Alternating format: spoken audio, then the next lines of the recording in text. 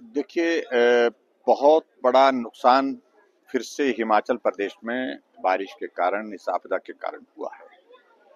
अभी तक हम देख रहे हैं कि लगभग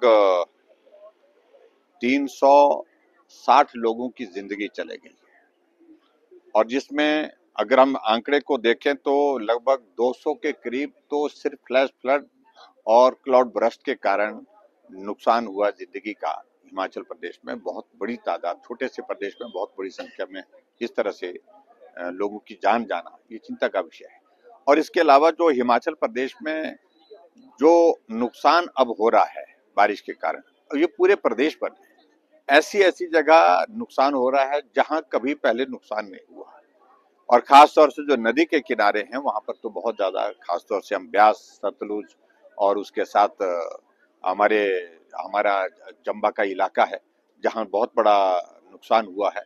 मैं इतना ही कहना चाहता हूं कि प्रदेश सरकार को गंभीरता से काम करना चाहिए, प्रयत्न करना चाहिए। एक तो सबसे पहले जो राहत कार्य को जल्दी से जल्दी युद्ध स्तर पर जो है हम प्रभावी ढंग से कैसे काम कर सके उस पर काम करने में लगना चाहिए।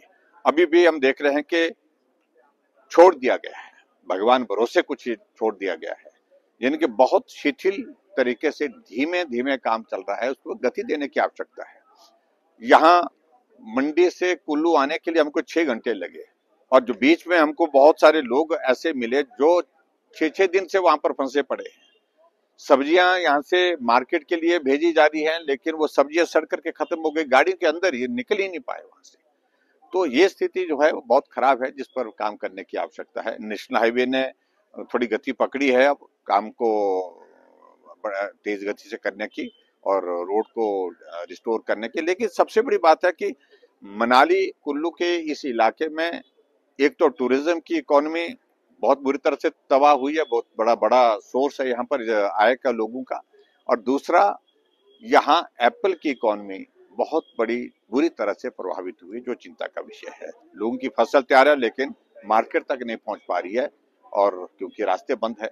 अभी देख रहा हूं मैं बिजली की सप्लाई, अभी कनेक्टिविटी हमारी कम्युनिकेशन की वो नहीं हो पा रही है, तो चिंता का विषय तो स्वाभाविक रूप से है।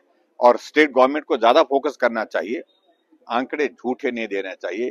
4,500 करोड़ रुपए का पैकेज का ऐलान किया 2023 में, लेकिन सही मायने में जब हमने सारी डिटेल्स ली तो 300 करोड़ रुपए पे हिमाचल प्रदेश में खर्च नहीं किया।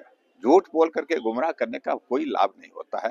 आपदा प्रभावित लोग एक तो ऐसे संकट में होते हैं, पीड़ा में होते हैं, उनके लिए मदद करने के लिए जो सही तरीका है उस पर ही बात करनी चाहिए, मानवीय दृष्टिकोण रखना चाहिए। और हमेशा मुख्यमंत्री का बार बार ये कहना कि केंद्र सरकार भरपाई करे।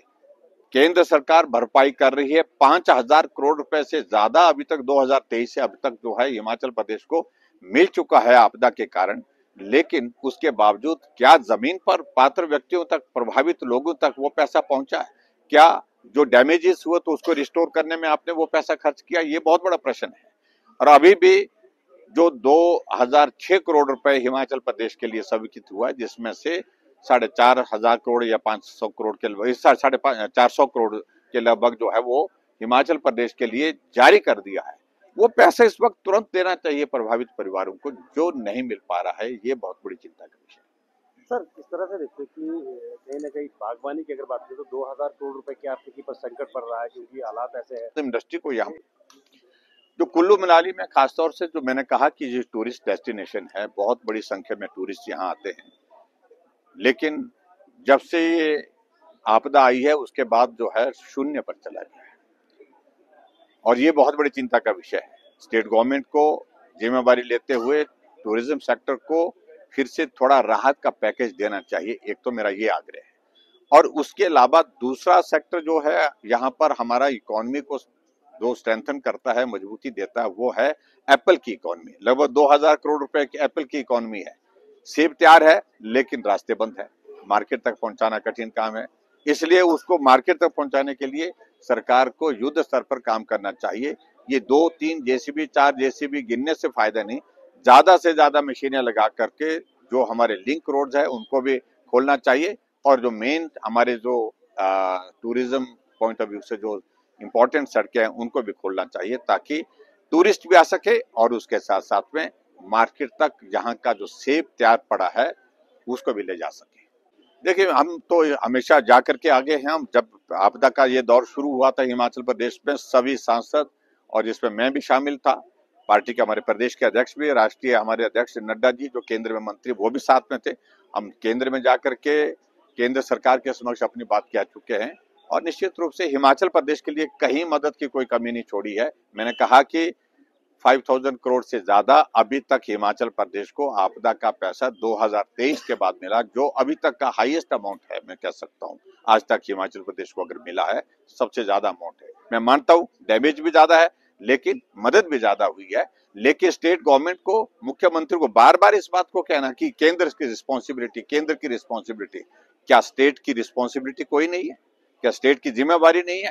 पहली अगर जिम्मेवारी है तो प्रदेश सरकार की है कि जो राहत भी दे, लोगों को मदद के लिए भी खड़ी हो और उसके साथ साथ में प्रदेश में जो इंफ्रास्ट्रक्चर को डैमेजेस हुए हैं उसको रिस्टोर करने की जिम्मेवारी भी स्टेट गवर्नमेंट की है। हमसे जुड़े रहने के लिए हमारे YouTube चैनल को सब्सक्राइब करें और नई वीडियो की नोटिफिकेशन के लिए बेल आइकॉन को दबाएं। अगर आप ये वीडियो Facebook पर देख रहे हैं तो लाइक जरूर करें और ज्यादा से ज्यादा शेयर करें। इसी तरह के और भी अपडेट्स के लिए फॉलो करें हमारा Instagram पेज himachal.ke।